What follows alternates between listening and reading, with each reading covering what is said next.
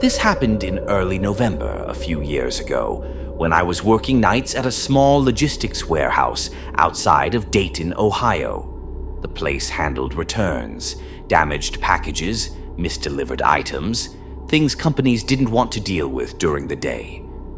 Nothing valuable, mostly boxes no one would ever open again. I worked the last shift, 11 p.m. to 7 a.m. By midnight, the building was silent except for the hum of fluorescent lights and the occasional rattle of the loading bay doors settling in the cold.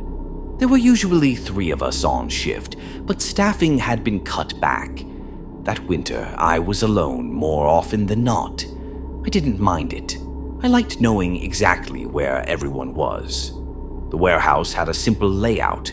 One long main floor filled with shelving rows, 2 loading bays on the south wall, a small office cluster near the entrance, dispatch, HR, break room, and a security desk.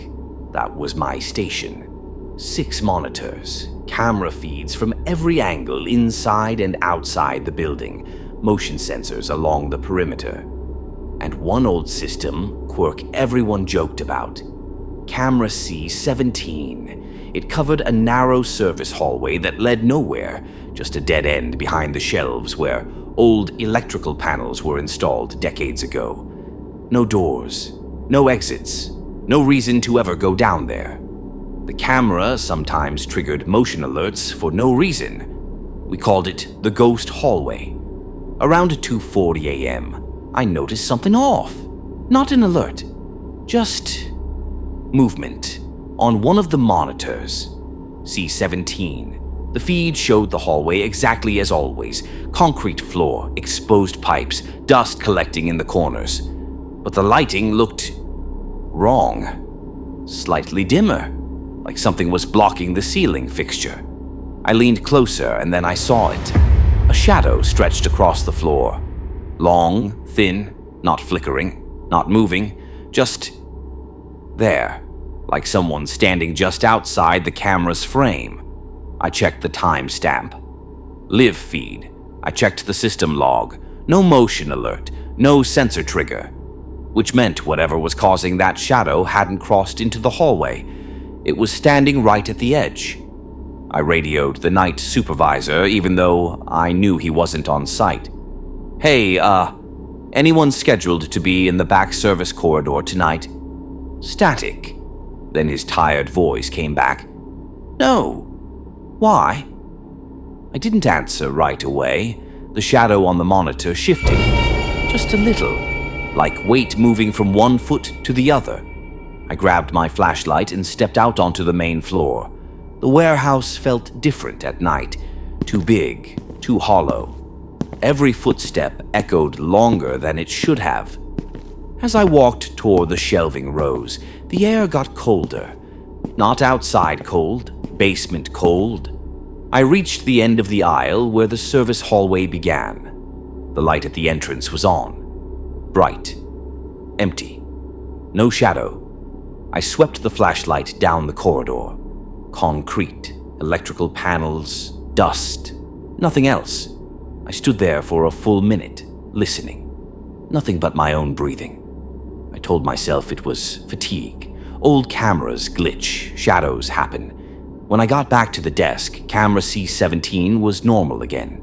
No shadow, no dimming. Like it had never happened. I logged it anyway. Visual anomaly. No alert. That should have been the end of it. At 4:11 a.m., the front door motion sensor tripped. That one never did. The building was locked. Badge access only. No deliveries at night. I pulled up the exterior camera. The parking lot was empty. No cars. No movement except the front door handle was slowly turning, back and forth, testing it. I froze. The handle stopped. Then the camera cut to black. Just that feed. All the others stayed live. I tried to switch channels. Nothing. The system said the camera was still online. Just not showing anything. That's when I heard it. A sound from somewhere inside the building. Soft, metallic click. Like a door unlocking. I stood up too fast, chair clattering behind me. "Hello?" I called. My voice sounded wrong in the open space. No response. Then footsteps. Not running, not sneaking. Just slow, deliberate steps, somewhere between the shelves. I pulled up the internal cameras, aisle by aisle. Everything was empty. Then, aisle 12. Something moved at the far end. Not a person. Not fully. Just the edge of a shoulder, sliding out of frame. The timestamp glitched, skipped forward 2 seconds, then resumed. I didn't go after it. I locked myself in the security office and called 911. I told them someone was inside the warehouse. They asked for a description. I couldn't give one. I just kept saying, "I can see it on the cameras. I can see it moving." The dispatcher asked me to stay on the line. Then the cameras started going dark, one by one, not shutting off, just pointing at empty spaces where movement had just been, like something was avoiding being seen. The last camera still leave was C-17. The service hallway. The shadow was back, but this time it was closer. You could see the outline of a head now, tilted, watching. The dispatcher was still talking, but I wasn't listening, because the shadow lifted an arm and waved. Police arrived 12 minutes later. They found me still locked in the office. No signs of forced entry, no footprints, no damage. The cameras all checked out, except one detail. C-17's footage from that night was missing. Just a gap. 16 minutes of nothing. I quit the next day. A month later, I heard they hired someone new for night security. He worked exactly 3 shifts. On his last night, he logged a note in the system. Same as mine. Visual anomaly, no alert. They don't staff the night shift anymore. The building still runs, fully automated. But sometimes, if you drive past after midnight, you can see the lights on inside and a shadow moving where no one is supposed to be. This happened in October of 2021. My friend Derek invited me up to his family's lake house in northern Minnesota for a long weekend. His parents were wealthy and barely used the place outside of summer. It sat on a private stretch of lake far from public access, surrounded by dense woods on all sides. No cell service, no Wi-Fi. Just a landline in the kitchen and a long gravel road that disappeared into trees. I'd been burnt out and not sleeping well. Derek said the isolation would help reset my head. The first day felt normal. Too normal. We fished, cooked, drank, and stayed outside until the cold finally drove us in. Derek went to bed around midnight. I stayed up, sitting on the dock alone, listening to the water slap against the posts. That's when I noticed the light. Not across the lake, not flashing, not signaling. A steady glow. It was coming from the water itself. At first, I thought it was moonlight reflecting off something floating, but the moon was behind clouds, and the light didn't move with the water. It stayed fixed. I leaned forward, squinting, trying to make sense of it.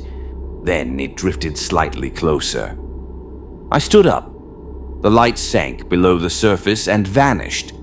I waited a full minute before going inside and locking the door behind me. I didn't tell Derek. The next morning, Derek noticed the canoe had shifted. Still tied, still there, but rotated, like someone had used it and carefully put it back. We laughed it off and blamed the wind, even though the lake had been dead calm. That afternoon, I walked the shoreline out of boredom. About 50 yards from the dock, I found something half buried in wet sand, a headlamp. The strap was stretched, like it had been worn repeatedly. The battery was warm. I brought it back and showed Derek. "That's not ours," he said immediately. We debated calling someone, but for what? A lost headlamp?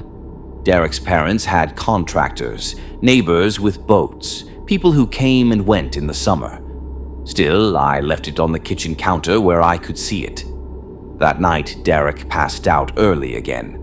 I stayed awake. Around 1:10 a.m., the deck light turned on by itself.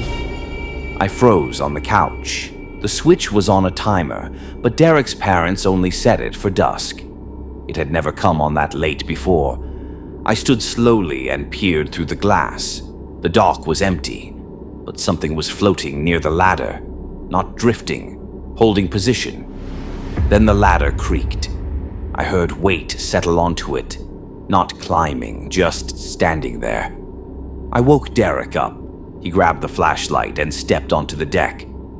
The beams swept across the dock, the water, the shoreline. Nothing. No splash. No movement. But when he turned back toward the house, the headlamp on the kitchen counter was gone. That's when things shifted. We locked every door and pulled the curtains closed. Derek wanted to leave immediately, but it was nearly 2 a.m., and the road out was pitch black and winding. We decided to wait until morning. At 3:17 a.m., the landline rang. The sound was explosive in the silence. I answered it without thinking. Static. Then breathing. Slow, close, not speaking. Just there. I hung up. The phone rang again 10 seconds later. Derek unplugged it from the wall. Neither of us slept. At dawn, we packed as fast as we could. As I carried my bag down to the dock, I noticed something carved into the underside of the railing, low enough you wouldn't see it unless you crouched. 3 vertical marks, deep, deliberate, like tally marks. There were dozens of them. We left. 2 weeks later, Derek's parents called. They'd gone up to the house after a neighbor complained about lights being on at night. When they arrived, the canoe was missing. So was a storage bin of life jackets. They found footprints along the shoreline that didn't belong to either of us. Barefoot, leading into the water, and stopping. What still gets me is what they found last. Under the dock, wedged between the supports, was a milk crate. Inside were supplies, batteries, protein bars, a dry bag with matches, and a printed map of the property. Our property. With the house circled and dates written in pen along the shoreline. Some of them went back months. They never found who it was, but Derek's parents sold the place the following spring. They didn't tell the buyers why, and I don't go near lakes anymore, not because of what might come out of the water, but because of what can wait there, watching, learning, and deciding when someone is finally alone enough